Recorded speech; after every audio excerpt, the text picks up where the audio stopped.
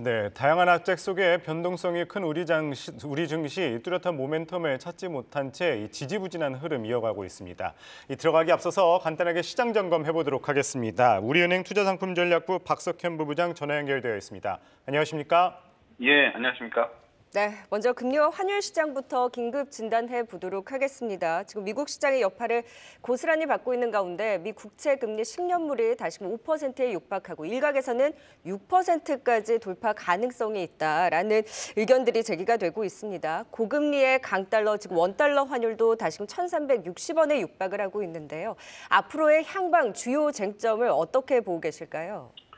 예, 미국 장기 국채 금리 상승 배경은 좀 여러 가지가 있는데요. 장기채 보유에 따른 위험 프리미엄이 높아지고 있는 부분도 한 요인이고, 또 미국 재정 적자 문제 때문에 국채 공급이 좀 증가할 것이라는 수급적인 부분도 한 요인입니다. 근데 이제 그 중에서도 이제 핵심적인 거는 연준이 고금리 정책을 좀 장기화할 수 있다라는 우려가 상당히 높아지고 있는 부분이 가장 핵심적인 요인이라고 볼 수 있을 것 같습니다. 올해 이제 FOMC는 한 2회 남았습니다. 11월하고 12월 FOMC가 있는데 이 두 번 FOMC에서 연준이 추가 금리 인상을 할지는 좀 불확실하긴 하지만 이거보다 좀 더 중요한 부분은 연준이 내년 말까지 5% 이상의 기준금리를 계속 유지하겠다라고 공식적으로 지금 천명을 해놓고 있는 상황이기 때문에 이 부분이 금리 상승을 이끌고 있는 가장 큰 요인이다라고 볼 수 있을 것 같고요. 따라서 미국 장기금리 상승세가 5% 도달 이후에 막바지에 도달했는지 이런 것도 아직은 좀 불분명하고 말씀해 주셨던 대로 5%대 중반 이상으로도 주가 상승 여지가 분명히 있다라고 봐야 될 것 같습니다. 그리고 오늘 밤에 이제 미국 3분기 GDP가 발표될 예정인데 시장 전망치는 한 전분기 대비 연율 기준으로 4.5% 정도 일각에서는 5% 이상이 나올 수도 있다라고 얘기를 하고 있는 것 같습니다. 이게 연율 기준이기 때문에 이걸 분기 단위로 이제 쪼개서 보게 되면 한 1%대 한 초반 정도의 성장을 의미를 하는 건데 오늘 아침에 발표됐던 우리나라의 3분기 GDP가 전분기 대비 한 0.6% 정도 성장을 했기 때문에 3분기 기준으로 봤을 때 미국의 성장세가 우리나라의 한 2배 정도 되는 속도로 성장을 하고 있다라는 얘기고요. 앞에서 말씀드렸던 금리 레벨 자체가 좀 미국이 더 높고 그리고 성장도 미국이 훨씬 더 한국보다 좀 빠른 속도로 이루어지고 있기 때문에 달러화가 강세로 가는 환경은 그다지 변하고 있는 것 같지는 않습니다. 물론 11월 초에 발표될 우리나라의 10월 수출 증가율이 13개월 만에 플러스 전환이 될 걸로 예상은 하고 있지만 이것만 가지고는 원달러가 그러니까 원달러 환율이 하락하는 요인으로 작동하기는 좀 부족하지 않을까라고 볼 수 있을 것 같고요. 오늘 원달러 환율이 9원 오른 1,358원 정도를 기록을 하고 있는데 고점에 도달하고 있다라기보다는 앞에서 말씀드렸던 달러와 강세 환경 속에서 추가 상승 압력이 지속이 될 가능성도 충분히 있다라고 봐야 될 것 같습니다. 네, 그런 가운데 이 미국과 우리나라 3분기 실적 시즌이 이어지고 있죠. 어제 같은 경우는 MS와 알파벳의 실적 발표가 있었고 특히 알파벳의 이 실적 선방했음에도 불구하고 주가가 급락함에 따라 시장에 영향을 미치는 상황입니다. 우리나라도 이제 기업들 3분기 실적 이어지고 있는데 좀 관전 포인트 어떤 걸 짚어보면 괜찮을까요? 예, 3분기 실적 결과는 긍정적이고요. 미국 역시 우리나라와 마찬가지로 3분기 실적 자체는 상당히 긍정적으로 발표가 되고 있습니다. 미국 S&P 500 기업들의 이번 3분기 EPS 성장률은 전년 동기 대비 기준으로 4개 분기 만에 플러스 전환에 성공할 것으로 예상이 되고 있기 때문에 3분기 실적 자체는 긍정적이라고 볼 수 있고요. 다만 지금이 이미 이제 11월 달을 앞두고 있는 시점이기 때문에 3분기 실적은 이미 지나간 요인이고 주식시장에 미치는 실질적인 영향력은 제한적이다라고 봐야 될 것 같습니다. 주가에 미치는 영향력은 중요한 부분은 과거 실적보다는 향후 실적 전망이 좀 중요한데 한국과 미국 모두 앞에서 말씀드린 대로 3분기 실적 중 결과 자체는 긍정적인데 내년도 실적 전망은 오히려 조금 하향 조정이 좀 되고 있고요. 이건 이제 코스피하고 S&P 500 기업들 모두 마찬가지입니다. 24년도 이익 전망치가 하향 조정이 좀 되고 있기 때문에 이 부분이 주가에 좀 부정적인 영향을 미치고 있다고 봐야 될 것 같고요.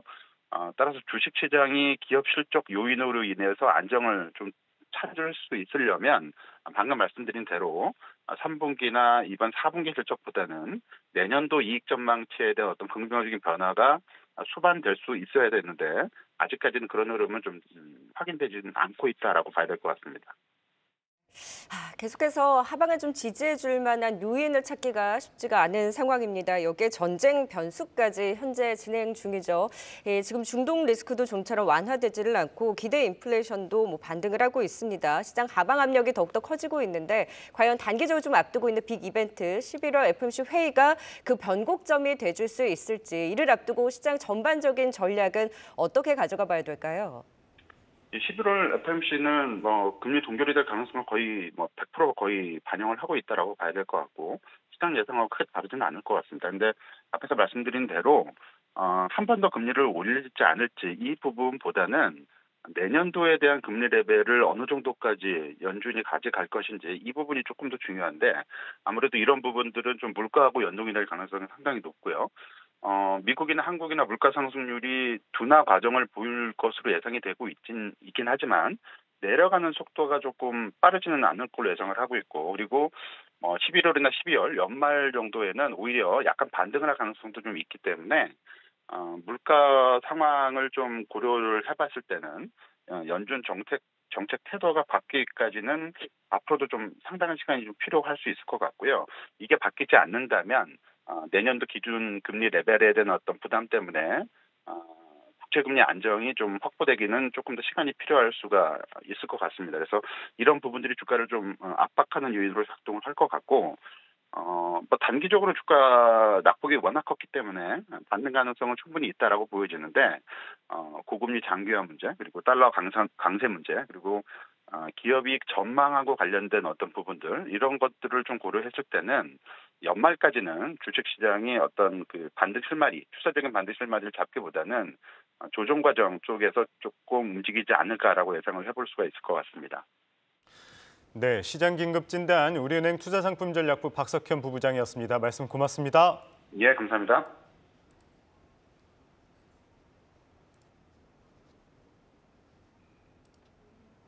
네, 자 계속해서 성공투자 오후 증시 긴급 진단 이어가 보도록 하겠습니다. 오늘 시장을 보면 코스피가 2,300선이 위태롭고 코스닥은 3.5%까지 급락을 하고 있습니다. 단기 낙폭 과대하다고 하더라도 좀처럼 바닥을 잡지 못하고 흘러내리고 있는 시장인데요. 오늘 좀 업종 대표적인 종목들 중심으로 시장에 대해서 대응 전략 세워보도록 하겠습니다. MHB 인베스트 김성훈 이사, 유한타증권 류민수 부장과 함께 하겠습니다. 안녕하세요. 안녕하세요. 네, 지금 시장을 보면 지금 현대차가 그나마 좋은 실적을 발표하면서 18만 원을 회복하긴 했지만 버티던 SK하이닉스도 실적 발표 이후에 급락이 나오고 2차 전지들은 계속해서 지금 저점을 낮춰 잡으면서 수급에 대한 변동성 부침이 큰 상황입니다. 김성훈 이사님, 시장이 관망할 수밖에 없는 장이긴 한데 지금의 이 대응을 어디를 중심으로 해야 되겠습니까? 네, 지금이야말로 정신 차리고 종목을 찾아야 되겠죠. 일단 현 시점 하락 원인을 간단하게 말씀을 드리게 되면은 일단 간밤 미국 빅테크가 조금 많이 밀렸었고요. 그리고 어저께 LG 엔솔 컨콜 왜 그렇게 말씀을 하셨는지 모르겠는데 이게 좀 아다르고 어가 다르거든요. 근데 주식을 잘 모르시는 분들인지는 모르겠는데 일단은 내년 실적에 대해서 성장성에 대해서 좀 톤을 다운시키는 바람에 안 그래도 지금 안 좋은 2차전지 섹터의 투심을 바로 건드려 버렸습니다. 그러면서 투매를 현재 유도를 하고 있는 상황이고요. 하이닉스 실적 발표를 했는데 실적 안 좋을 거 모두가 다 알고 있었죠. 그런데 일단 오늘은 하방으로 주가가 작용을 하고 있고요. 그나마 현대차가 좋은 실적을 보여줬습니다. 자, 일단 전저점이 2,300포인트 이탈에 대한 두려움이 현재 좀 어떻게 보면 심리가 시장을 짓누르고 있는 상황인데요. 그나마 여러분들 오늘 시장을 보시게 되면 좀 특이한 점도 발견을 하실 수 있을 겁니다. 이전에는 에코프로 같은 이전 섹터가 밀리면은 다 같이 끌고 내려가는 그런 모습이 보이는데 이번 주부터 에코프로는 밀리는데 내 종목은 별로 안 밀리네, 이 종목은 별로 안 밀리네 라는 모습들이 조금씩 나타나고 있습니다. 대표적으로 오늘 보시게 되면은 알테오젠, 루니카 같은 종목들이 그래도 잘 버텨주고 있습니다. 바이오 쪽. 네. 그렇죠. 아니 알테오젠, 루니 돈 잘 못 버는 종목 아니겠습니까? 성장주의 대표격인데 이들 종목들이 왜 안 밀릴까요? 이것에 대해서 우리는 좀 고민을 해볼 필요가 있을 것 같아요. 그래서 자, 일단은 지금 시장 밸류보다는 멘탈, 즉 투매의 어떤 구간에서 누가 투매 동참을 하느냐 안 하느냐의 영역으로 들어갔다라고 봐야 될 것 같고요. 또 하나 2차 전지의 경우에 이따도 말씀드리겠습니다만 고점 대비 소위 반토막이 난 상황입니다. 지금부터는 2차 전지 섹터의 경우에는 여러분들이 절대로 투매에 동참하시면 안 된다는 것을 다시 한번 강조드리겠습니다. 네, 앞서서도 긴급 진단을 통해 들어봤지만 매크로라든지 지정학적 리스크 그리고 실적에 대한 우려까지 있다 보니까 시장이 지금 불확실성이 지금 해소가 되는 부분이 하나도 지금 눈앞에 보이지 않고 있는 좀 막막한 상황이잖아요. 그래도 이제 많이 빠진 데 따른 그리고 종목 업종별로 좀 선별적으로 흐름을 보이는 부분에 포인트를 맞춰서 파는 것보다는 우리가 어디에서 좀 저점에서 매수를 고려해야 되는지를 잡아야 된다라는 포인트를 짚어주셨는데 류민수 부장께서는 글쎄요, 시장을 어떤 관점에서 더 보고 계세요?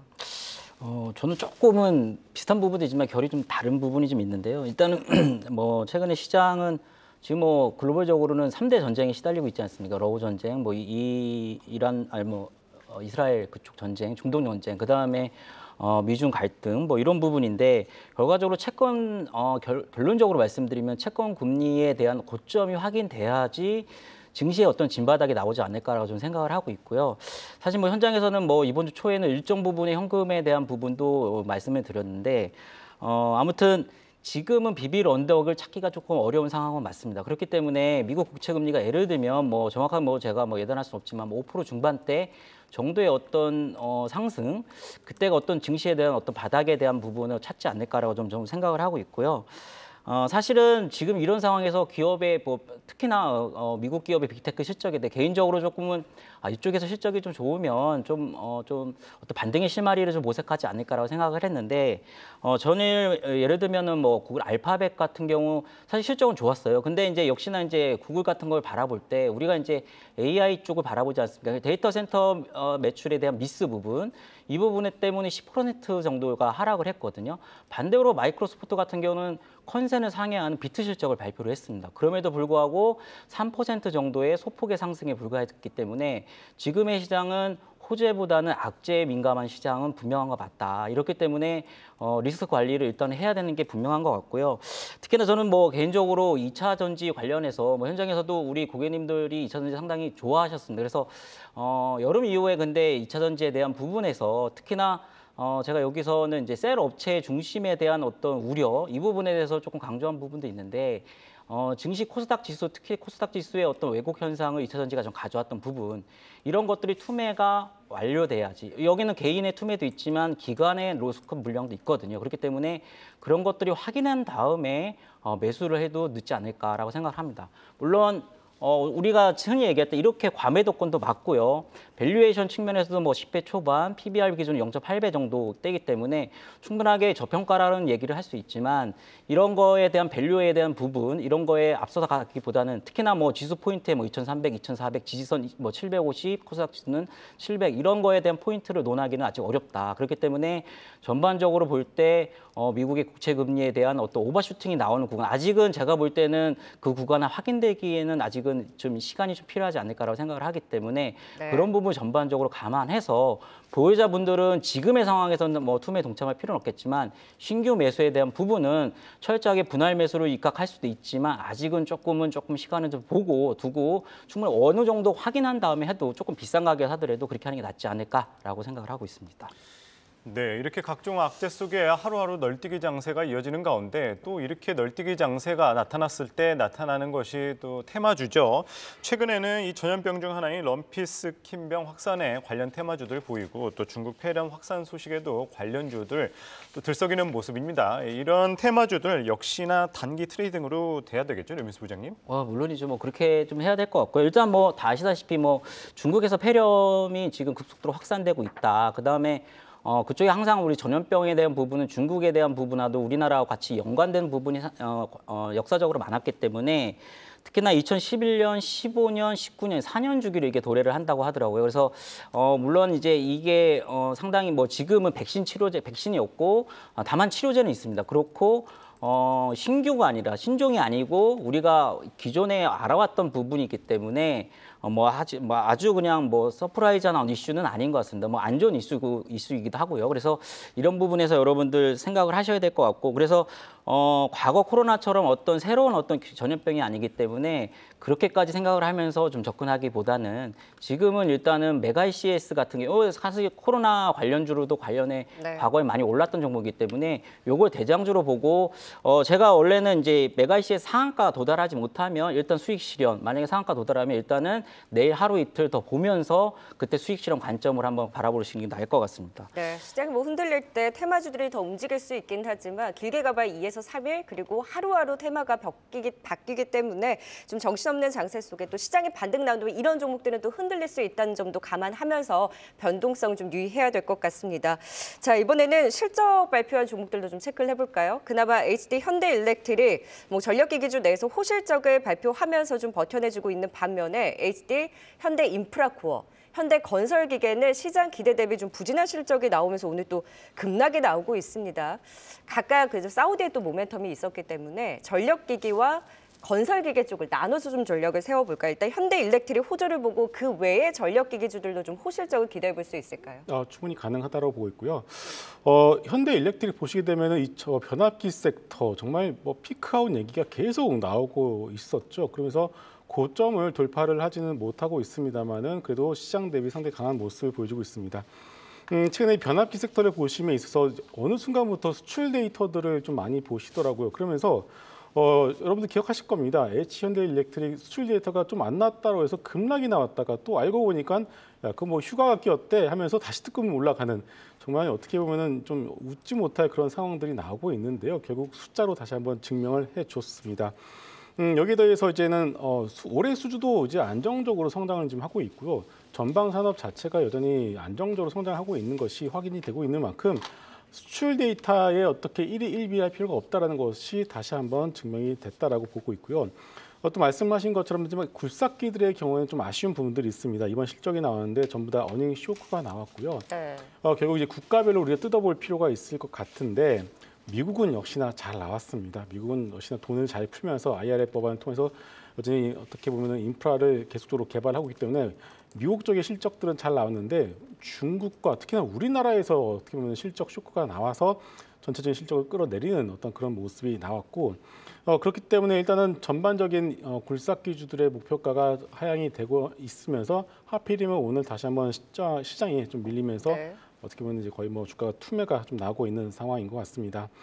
일단은 굴삭기의 경우에는 가지고 계신 분들의 경우에는 일단 반등은 시장 반등 시에 반등은 같이 동참해서 나올 텐데요. 이 반등을 이용해서 좀 물량을 줄이시는 것들이 좀 필요하지 않을까 이렇게 보고 있습니다. 아, 그러면 건설기계 쪽은 오늘 10% 넘는 급락이 나오고 있는데 반등이 나온다면 일단은 좀 리스크 관리가 필요하고 전력기기 쪽은 선별적으로 조금 더 끌고 갈 수 있는 전략이 유효하다는 거네요. 네, 그렇습니다. 네, 알겠습니다. 전력기기주들 살펴봤고 이번에는 또 조선주들도 함께 진단해 보도록 하겠습니다. 전날 하나오션 실적 시즌 출범 후 첫 분기 흑자를 기록하기도 했죠.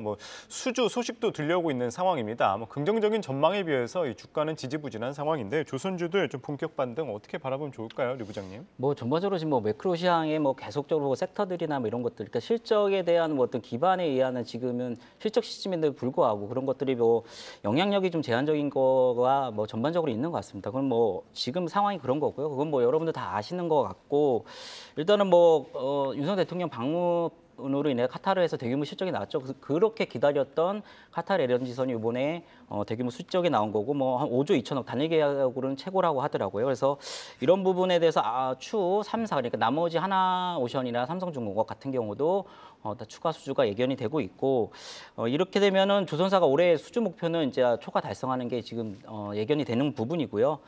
신조선가 지수 계속 경고하고요. 그다음에 중고성가 정도 부분도 조정이 있었지만 최근에 또 반등에 움직이는 모습이 보이고 있다 이렇게 보시면 될 것 같고 일단은 지금 중동 전쟁에서 유가에 또 영향을 받는 게 조선업일 수도 있습니다. 그렇기 때문에 예를 들면 해양 구조물 수요 이런 부분 때문에 에너지 가격에 영향을 받는 게 또 조선업이고 다만 이제 유주선 이 수요 측면에서 이제는 수소량 불확실성 이런 부분 때문에 유주선에 대한 부분이 좀 반감되지 않냐라고 얘기는 하고 있지만 최근 유수선 수주도 괜찮아요. 근데 다만 우리나라가 못 가져왔죠. 이런 것 때문에 피크아웃 논란이 있었는데 이거는 우리나라의 강점이었던 컨테이너선이나 LNG선이 이미 다 3년치를 다 받았고 독후가 꽉 차 있는 상황이었기 때문에 중국이 어떻게 보면 양보한 부분이기 때문에 이걸 가지고 조선업에 대한 어떤 피크아웃 논란은 좀 하지 않았으면 좋겠다, 생각하지 않았으면 좋겠다고 생각을 하고 있고 어찌됐든 우리나라 주력 선종이 LNG선하고 컨테이너선이 지금 계속적으로 좋아지고 좋은 상황이기 때문에 제가 과연 조선의 업에 대한 어떤 섹터는 분명히 사야 되는 섹터인데 그런 말씀을 드린 적이 있어요. 실적 발표 저는 아마 오늘 실적 발표를 하는 걸로 알고 있는데 지금 했습니다. 실적 했어요? 발표가 됐죠. 요 전후로 제가 분할 매수 관점으로 말씀드렸다. 근데 아까 얘기했던 증시 상황에 대한 부분, 근데 이제 제가 이런 거죠. 전체적으로는 그렇게 맥락으로 보더라도 사야 할 분할 매수 접근할 섹터가 조선업 섹터는 맞다라고 생각을 하기 네. 때문에 그런 관점으로 접근해 보시면 좋을 것 같습니다. 지금 컨센을 다 밑돌았거든요. 한국조선해양, 현대중공업은 흑자를 시현하긴 했지만 컨센 대비 큰 폭으로 좀 밑돌았고 그리고 현대미포조선 여전히 적자를 시현했는데 기대보다 밑돈 실적이 나오긴 했지만 그래도 앞으로의 수주를 보면서 지금 이제 실적 발표 이후에는 오히려 이제 분할 매수에 대한 네. 시기를 좀 노려보자라는 말씀이신 거네요. 그렇죠. 제가 지난번에 얘기했을 때 3분기 실적에 대해서 큰 기대감은 안 가지시는 게 네. 좋을 것 같아요. 그렇기 때문에 주가 조정이 예견되는 부분이 있기 때문에 그때 물론 매크로싱한테 조정 폭이 있었던 부분도 있겠지만 그런 걸 감안해서 그런 말씀을 드렸기 때문에 네. 지금 그런 전략으로 가셨으면 좋겠습니다. 네, 조선주까지 진단해봤습니다. 이어서 이 시각 특징주도 알아보도록 하겠습니다.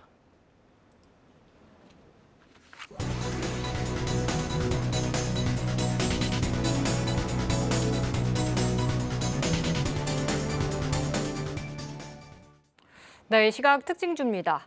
코스피, 코스닥 양시장 합쳐서 이 빨간불 켜낸 종목이 160여 개도 채 되지 않는 정말 힘든 시장입니다. 전반의 분위기가 무거운 가운데 유가 관련 테마주가 급등세를 연출하고 있는데요.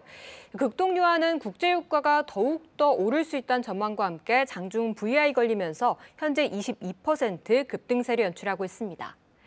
루닛이 국내 헬스케어 기업 중에 최초로 사우디 디지털 의료혁신 프로젝트에 공식 참여하게 됐다고 밝혔습니다. 병원 150여 곳에 AI 솔루션을 설치하게 될 텐데요. 뉴스를 내면서 장중 5%까지 오르긴 했지만 그래도 약세장 속에서 조금 버텨내면서 보합권에 거래되고 있습니다.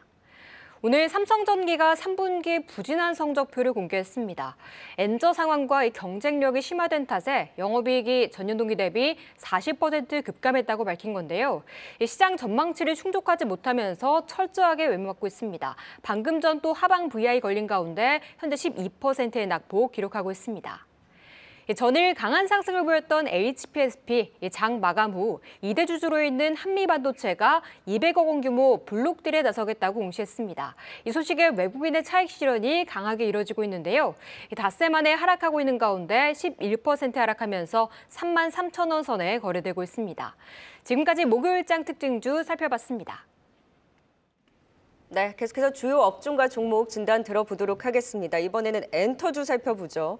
사실 하반기 실적 기대와 함께 매수 의견이 SM이라든지 JYP엔터에 있었는데 지금 최근에 이제 연예계 마약 스캔들이 번지다 보니까 투심이 위축되고 있습니다. 특히나 오늘 하이브와 YG엔터테인먼트의 급락이 깊고 JYP엔터, SM도 일제히 약세 흐름을 보이고 있는데 이러한 악재를 좀 실적으로 이겨낼 수 있을지 오늘의 위축된 투심을 좀 돌릴 수 있을까요? 일단 우리가 엔터주를 봤었던 가장 큰 이유는 그래도 이 상장되어 있는 몇 안 되는 섹터 중에서 실적으로 좀 설명을 할 수 있는 그런 섹터이기 때문에 우리가 엔터주를 봤었는데 이게 참 그렇습니다. 시장이 꺾이고 좀 안 좋은 상황에서는 이게 좋은 면을 보는 게 아니라 안 좋은 어떤 부분들을 볼 수밖에 없는데 이 마약 사건으로 인해서 어제 저녁부터 어떤 커뮤니티를 통해서 어떤 걸그룹에도 연관이 되었다. 그 어떤 연예 리스트가 확인되지도 않았습니다. 이런 리스트가 돌면서 투심을 안 그래도 안 좋은 상황에서 안 좋은 투심을 다시 한번 자극을 하면서 급락의 어떤 흐름들을 이어내고 있습니다. 일단은 중요한 것은 확인된 것은 없다라는 것이 팩트이고요. 물론 중요한 것은 빨리 이제 소수사 측에서 이런 상황에 대해서 또 입장을 좀 빨리 이제 표명을 해줘야지만 일단 주가가 안정되지 않을까 이렇게 보고 있는데 중요한 것은 실적이 좀 중요할 것 같습니다. 실적 발표를 통해서 지금의 주가의 어떤 멈춤세를 하락세를 좀 멈추도록 할 수밖에 없는 것 같고요. 만약에 진짜 루머로 밝혀진다라면 주가는 빠르게 제자리를 찾아갈 수밖에 없지 않나 이렇게 보고 있고 중요한 것은 우리가 살펴봤었던 엔터주에 대한 투자 포인트를 다시 한번 복기를 해본다라면은 3분기는 조금 슬로우일 수 있겠지만 4분기가 엔터주의 성수기 아니겠습니까? 그러면은 4분기 실적을 가지고서 지금의 나단의 주가를 매수의 기로 활용해볼 수 있을지에 대한 점검을 우리가 해봐야 될 것 같습니다. 일단 근데 지금 상황에서는 새롭게 노이즈가 생겼기 때문에 이 부분에 대해서 소수사 측에서 좀 해명이 좀 필요하지 않나 이렇게 보고 있습니다. 네, 이번에는 또 화장품주들도 점검해 보도록 하겠습니다. 시장 약세 속에서도 나름 선방한 업종, 화장품주라고 할 수 있겠죠. 상반기에는 이제 중소형 화장품주가 인기였다가 최근 들어서 ODM이라든지 또 대형 화장품주들도 최근 주목받는 모습입니다. 이 화장품주들 좀 대응 관점 어떻게 바라보면 좋을까요, 류 부장님? 예, 상대적으로 좀 강한 섹터죠. 지금 어떻게 보면은 좀 방어주 성격도 있는 것 같고요. 최근 화장품주 보면은 이제 예를 들면은 유커 위준이 아니라 일본이나 미국 등 선진국향 중소형 업체라든지 품목별로 인디 브랜드 쪽, 그 다음에 예를 들면 또 ODM이나 OEM 업체들의 주가가 조금 괜찮죠. 아무래도 실적에 기반한 주가 상승은 분명한 것 같아요. 전일은 또 아모레 퍼시픽이나 LG생활건강 같은 경우도 좀 상승을 했는데, 요 부분은 아무래도 다음 달 11일부터 시작되는 광군제에 대한 기대 심리가 어느 정도 반영이 되는 거 있는가 아닌가라고 생각을 하고 있고, 최근 중국 정부 역시 경기 부양책에 강한 의지, 그 다음에 정책들을 내놓고 있죠. 이런 것들도 같이 결부되는 움직임이 아니었나라고 생각을 하고 있고.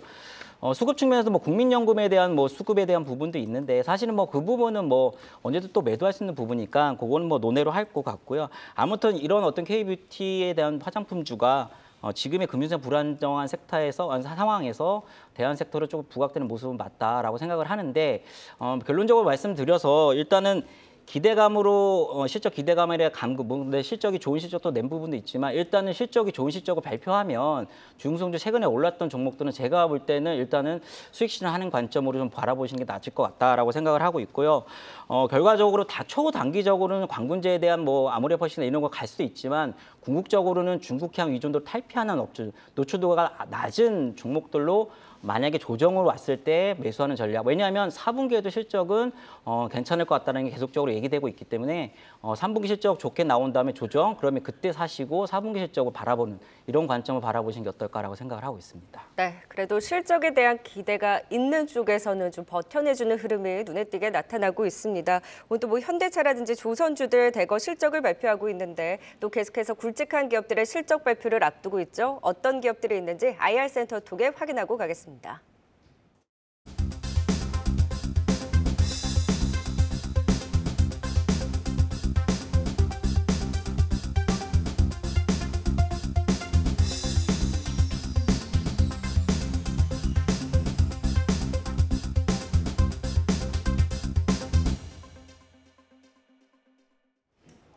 네, 계속해서 진단해 보도록 하겠습니다. 또 바이오주들 또 빼놓을 수가 없겠죠. 오늘 이제 알티오젠 같은 경우에 또 개별 이슈가 있으면서 또 강한 상승세 보이는 모습인데 이 지난달 고점 찍고 조정을 받았다가 최근 들어서 다시 반등에 나서는 모습입니다.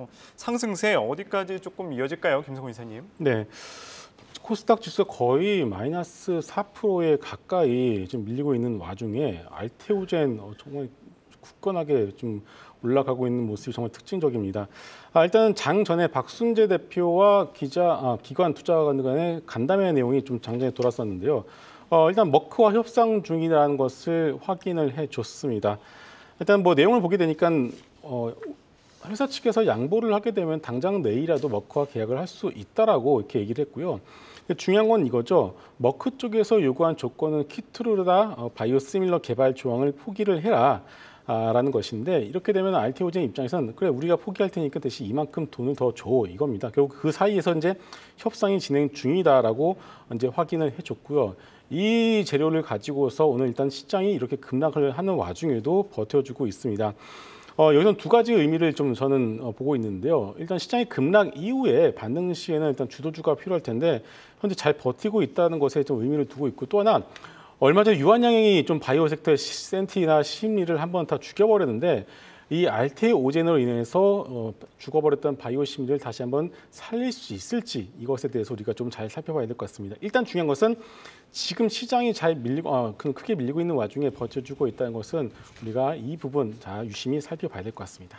네, 지금 그 안에서 그나마 빨간불을 켜는 종목이 특징주입니다. 코스닥 시장 1,500개 종목이 빠지는 게 이게 말이 됩니까? 급격하게 지금 투심이 위축되고 있고 코스피 할 것 없이 오늘 사실 빨간불 켠 종목이 그야말로 특징주인데 오늘 그 안에서 좋은 실적을 발표했던 삼성바이오라든지 펩트론 같은 경우에도 이제 비만 치료제 관련해서 낙폭 과대했었는데 또 11월에 미국 제약사와도 뭐 방문 실사가 확정됐다라고 홈페이지를 통해 밝히면서 오늘 그나마 좀 살아있는 분위기입니다. 관련 이슈를 계속해서 반영을 해나갈 수 있을지 바이오주들이 그래도 시장 대비 좀 살아있는 종목들이 있는데 류민수 부장께서는 어떻게 보셨어요? 솔직히 말씀 큰 의미는 별로 많이는 안 두고 있는데요. 일단은 뭐 삼성바이오로직스는 상당히 좋은 실적을 발표를 했습니다. 분기 기준으로는 최고 실적을 발표를 했고요.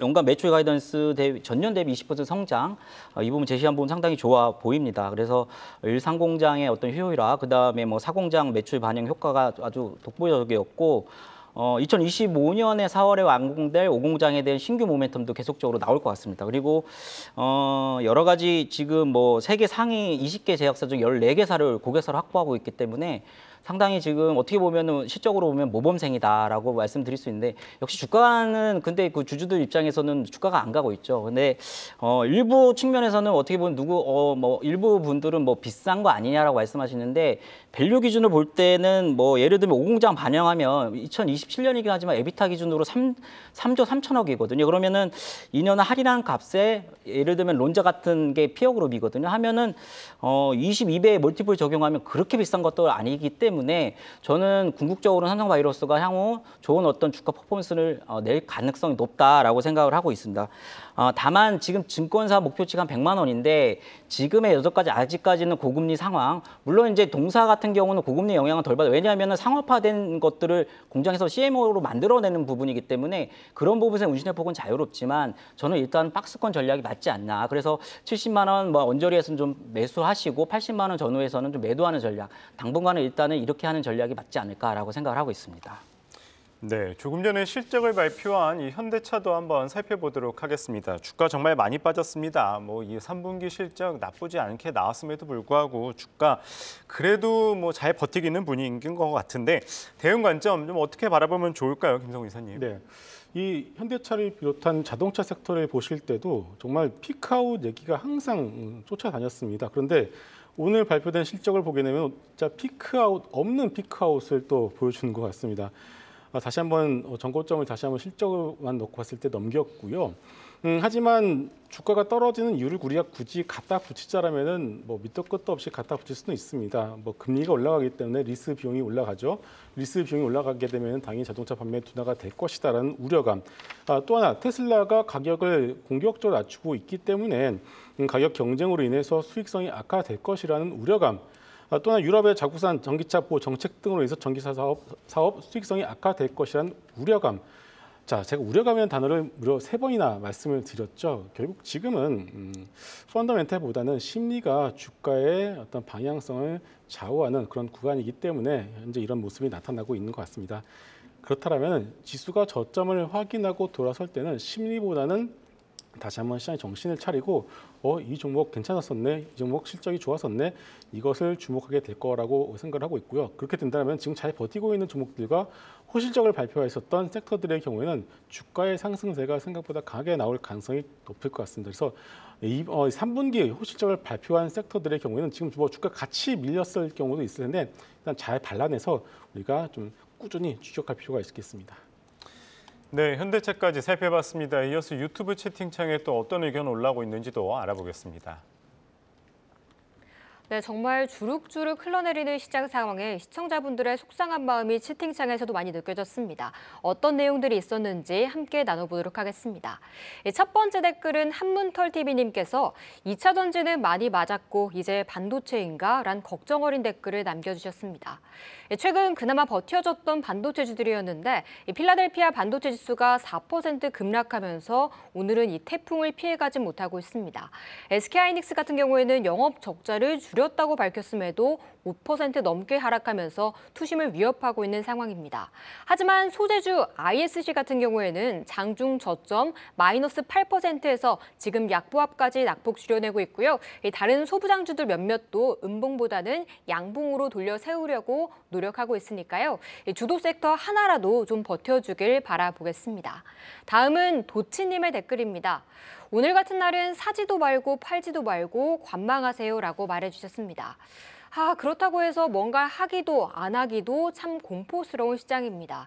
외국인의 현물과 선물 매도가 약 1조 원대 가까이 출회되고 있는 가운데 코스피는 2.4%, 코스닥도 3.3% 하락하고 있는 상황인데요. 그나마 오늘 밤 발표될 미국의 3분기 GDP라도 좀 잘 나와주길 바라보겠습니다. 마지막은 박충성님의 의견입니다. 오늘 실적이고 뭐고 그냥 다 빠짐이란 댓글 남겨주셨어요. 네, 현대차가 딱 그런 상황입니다. 이 피크아웃이라는 꼬리표를 오늘 호실적으로 좀 털어내나 싶었는데 부진한 전반의 분위기 속에 함께 하락하면서 1%대 약세를 보이고 있습니다. 그래도 이어지는 컨콜에서 연간 가이던스 상단의 실적을 낼 것이라는 자신감을 또 한 번 내비친 만큼 A+ 성적표로 칭찬받을 날이 오길 기다려보겠습니다. 시청자분들 힘드실 텐데 다들 힘내시길 바라겠습니다. 네, 그래도 시장의 2,300선 지지해 주려는 노력은 보여주고 있습니다. 자, 계속해서 오늘 실적 발표한 종목들 중심으로 이번엔 SK하이닉스와 반도체주도 살펴보도록 할까요? 지금 3분기 1조 8천억 원대 영업 적자를 시현하기는 했지만 다소 시장 기대는 못 미친 실적이긴 했어요. 그래도 직전 분기 대비로는 적자를 크게 줄이기는 했고 디램의 흑자라든지 HBM에 대한 성장성에 대해서는 또 긍정적인 업황에 대해서도 시사를 하긴 했는데 오늘 외국인의 매도가 강하게 나오면서 SK하이닉스가 지금 5%까지 급락에 나오고 있습니다. 그 의미와 함께 그래도 상대적으로 다른 반도체주들이 지금 저점에서 올려 세우고 있거든요. 좀 각각 진단을 해볼까요? 일단은 최근에 보면은 삼성전자든 SK하이닉스 실적 발표를 하고 난 다음에는 그날은 거의 보통 하락을 하더라고요. 물론 오늘 매크로 상황도 있겠지만 그 다음에 다시 어느 정도 이렇게 횡보하다가 다시 올라가는 모습들을 보여왔기 때문에 저는 1조 8천억에 대한 부분, 컨센은 이제 1조 8천억이 조금 안 나왔는데, 컨센은 1조 6천억 조금 넘는 걸로 있었거든요. 그러면 약 한 2천억, 그러니까 1,000억대 한 중후반 정도의 어떤 미스인데, 이 정도에 대해서 어닝 쇼크라는 표현은 좀 저는 과하다라는 생각을 갖고 있고요, 기본적으로. 이 SK하이닉스 물론 적자입니다. 적자고 적자임에도 불구하고 지금 매분기 지금 1조 원 정도의 지금 적자폭을 줄이는 모습이거든요. 대표적인 사이클 산업이고 그런 부분에서 방향성에 대한 부분을 지금 계속적으로 노정하고 있는 부분이기 때문에 그 부분에서 좀 보시면 좋을 것 같고 결과적으로 디램 반도체에 대한 부분, 디램 부분을 흑자로 전환한 부분, 이거는 어느 정도 예상을 했었지만 그걸 확인한 부분, 여기는 HBM하고 DDR5라는 고부가 제품이 1등 공신이었던 거는 분명한 것 같습니다. 그런 부분은 좀 저는 좀 중요하게 좀 보고 있고요.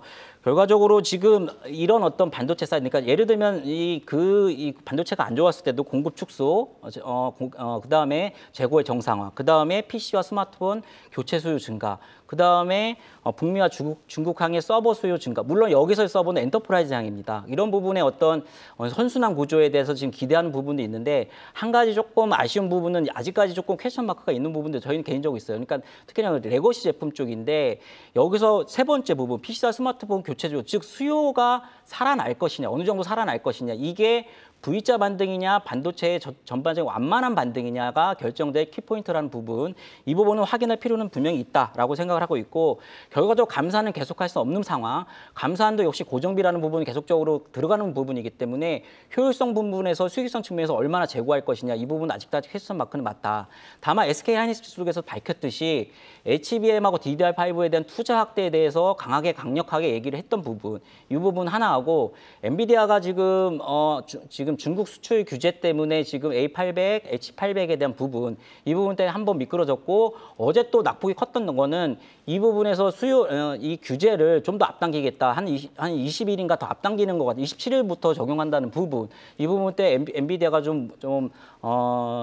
조정을 받았는데 결과적으로 지금 TSMC가 올해 생산할 수 있는 그거가 구매가 지금 계약이 완료됐고 H100하고 A800은 웃돈을 줘서도 좀 구매할 수 없는 상황. 이 부분은 분명하다. 그러니까 SK하이닉스가 얘기하는 부분하고 지금의 AI의 반도체에 대한 구매에 대한 욕구, 그 부분의 니즈, 이 부분은 확실하기 때문에 저는 이쪽 관련주에 대해서 특히나 레거시 제품보다 아직까지는 HBM과 특히나 HBM 관련주에 대해서는 주목해 볼 필요가 있다.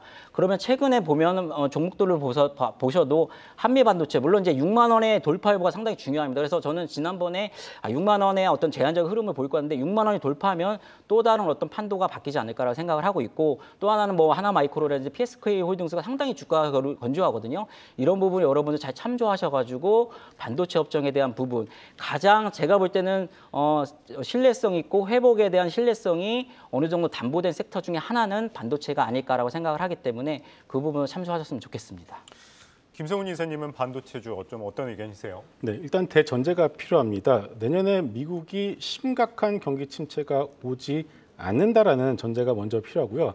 자, 마일드한 경기 침체, 뭐 심각하지 않은 경기 침체가 온다라면 결국 메모리 반도체는 재고라는 개념이 정말 중요한데요. 일단 뭐 지금 재고는 거의 다 고객사 재고는 이제 없어졌기 때문에 다시금 재고를 쌓는 리스타킹 수요가 확인이 되고 있고요. 그리고 시간이 지나면 지날수록 이제 소비되는 콘텐츠의 양이 커지기 때문에 세트에 들어가는 메모리의 어떤 숫자 자체가 커나갑니다. 아이폰 같은 경우가 기존에 지금까지 6기가 들어갔다면 지금은 8기가 들어가지 않겠습니까? 이런 식으로 자연스럽게 증가되는 메모리 숫자가 비중이 커질 수밖에 없는데 이것이 컨텐츠 그로스라고 하죠. 결국 리스타킹에 대한 수요, 컨텐츠 그로스에 대한 수요가 더해진다라면은 이것만 놓고 보더라도 반도체 섹터의 바닥은 어느 정도 확인이 되었다라고 봐야 될 것 같아요. 다만 HBM의 성장성을 가지고서 주가의 밸류에이션과 멀티플을 얼마나 주느냐에 대한 고민이 있기 때문에 주가가 삼성전자 상당히 막혀 있었던 거죠. 그런데 일단 이 부분은 숫자로 아직까지 증명이 되지 않았기 때문에 자신 있게 외국인과 기관이 쏘지 못하는 것이고요. 다만 이 부분이 좀 더 확인된다면 주가는 상당히 열려 있다라고 보고 있습니다. 이것에 대한 힌트는 저는 AI로 보고 있어요. 챗GPT4 유료 버전을 쓰신 분들이 있는지는 모르겠는데 이게 한 달에 3만 원이거든요. 근데 3만 원 주고 쓰시는 분들이 정말 유용하게 쓰시는 분들이 은근히 많아지고 있습니다. 그렇다면 이것이 좀 더 대중화되고 범용화되는 어떤 디바이스가 나오게 된다라면은 생각보다 이것에서 폭발되는 어떤 수요는 클 수밖에 없기 때문에 지금은 아직까지 이 부분에 신경 쓸 만한 여유가 없지만 일단 우리는 여기까지 좀 생각해서 좀 봐야 될 것 같습니다. 네, 반도체주들 살펴봤고요. 마지막으로 또 2차 전지주들 알아보도록 하겠습니다. 그 가운데 포스코 그룹주들 한번 살펴볼 텐데요. 이 실적 발표 이후에 증권사들 목표가 하향 리포트 나오면서 계속 주가 흘러내리고 있는 모습입니다. 에코프로 또한 이 70만 원이 붕괴가 됐죠. 현 시점 좀 어떻게 바라보면 좋을까요, 김성훈 이사님? 네, 어저께 GM 콩콜 내용과 그리고 LG엔솔 콩콜 가지고서 주가가 밀리고 있고 지금 오늘도 방금 장중에 투매가 좀 나오는 모습이 나왔는데 일단 내용을 뜯어보게 되면 GM 콩콜 내용이 그렇게 부정적이지는 않았습니다. 이미 2025년까지 북미 연간 1,000만 대 캐파에 대한 부분들은 변함이 없었고요. 그리고 LG엔솔 역시 내년 성장이 올해보다 조금 슬로우할 것이라는 부분들이 부각이 되면서 주가를 좀 밀어내리고 있습니다만은 성장률 자체만 놓고 보면 20%의 성장률은 여전히 유지를 하고 있고 그리고 ESS에 대한 성장이 워낙 가파르게 올라오는 것이 이번에도 다시 한번 확인이 되었습니다. 자, 중요한 것은 결국 소재 가격이죠. 그리고 에코프로, 포스코린스 모두 이제 소재 가격이 중요할 수밖에 없는데 지금 최근에 리튬 선물 가격이 하한가를 쳤네, 상한가를 쳤네라면서 지금 바닥권에서 변동성이 커지고 있는데 결국 바닥에서 나오는 전형적인 모습이다라고 저는 보고 있고요. 소재 가격 하락이 무한일 수가 없죠. 왜냐하면은 더 떨어지게 되면 공장이 문을 닫아버리면 됩니다. 공장이 문을 닫게 되면 어떤 현상이 나오게 되죠? 공급이 줄어들면서 가격이 올라가게 됩니다.